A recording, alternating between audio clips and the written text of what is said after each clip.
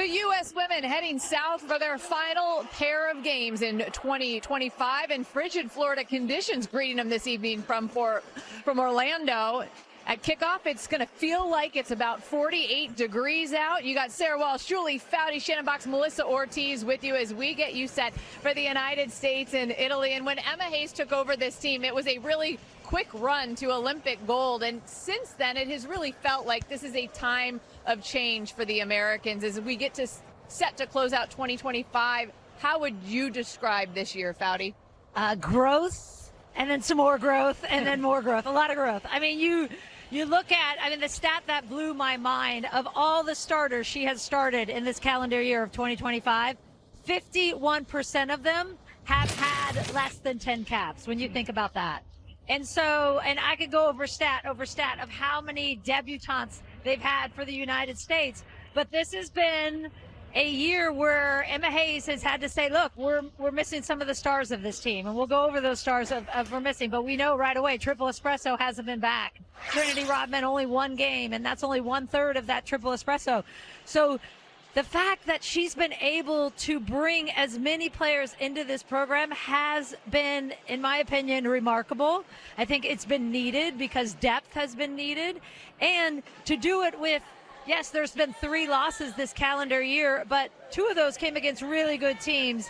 And with as much growth and young players as she's put into this equation, you would have expected, actually, there would have been more hiccups than they've had. I think that it's been tremendous to see what she's done. Yeah, and like you said, I think when you look strictly at results, you're like, oh my gosh, 3 losses in 1 calendar year. That's not the standard of the U.S. national team.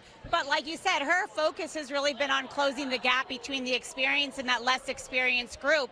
And the positives is there's been a lot of learnings coming from those losses. You know, you see that she's massively expanded the pool. She has tested this group against top tier teams with a lot of very tactical situations. You look at the Portugal group last camp, right? We even talked about it up on this desk is after the first game and the loss with kind of the more experienced group, do you bring them back out and have that same 11 and run it back? Or do you bring out a new group so that they have the chance to face a tactically different side with Portugal? So I think she's done a really good job of balancing both. Yeah, I love that because this is the year and the years before the Women's World Cup to develop these young players, to bridge that gap so that the veteran players really take in the young players to show them the way, to show them the identity, the style that Emma wants to implement.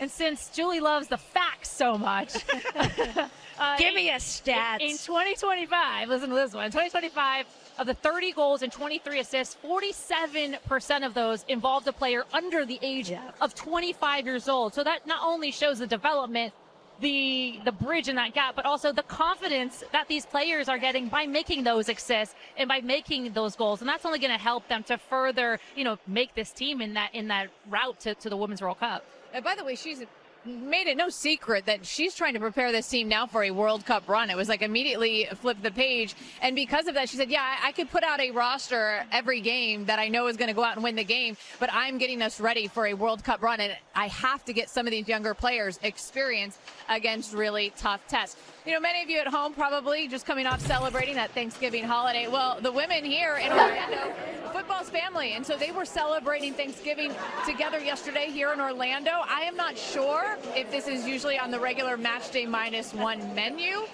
but as we talk about gathering to give thanks, Melissa, on this team, what player are you most thankful for this year? The one that's on the screen, Alyssa Thompson. Look, she debuted for this U.S. women's national team at 17 years old, so young.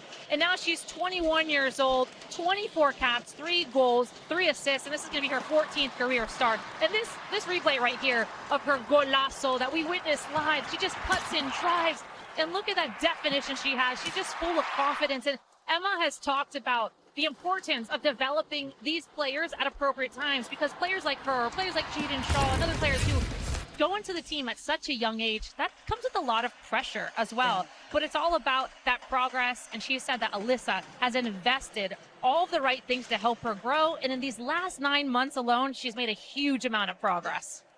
Yeah, and for me, I'm so thankful for Jaden Shaw. This is a player who, like you said, came on at 19 years old. She burst into the scene in 2023.